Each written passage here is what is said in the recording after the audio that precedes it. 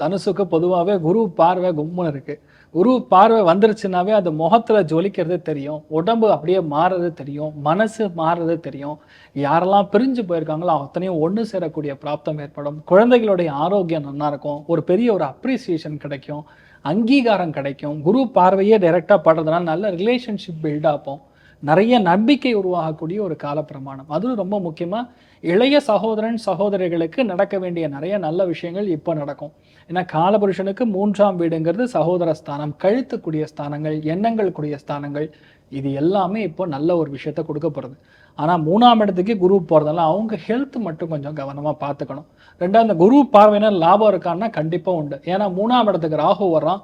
டைரக்டா பார்வை பலத்துல குருவை வந்து ஆக்டிவேட் பண்றான். பயங்கரமான ஃபேமஸ் ஆகக்கூடிய டைம். யாரெல்லாம் வந்து டிஜிட்டல் மார்க்கெட்டிங்ல இருக்காங்களோ, யாரெல்லாம் இந்த system, IT, software, communication, architecture, development, media, print, இந்த மாதிரி எல்லா துறைகள்லையுமே 3ஆம் இடத்துக்குரிய பாவகங்கள் எது இருந்தாலும் சரி, தனுசு ராசி நண்பர்கள் தனியா தெரிவாங்க.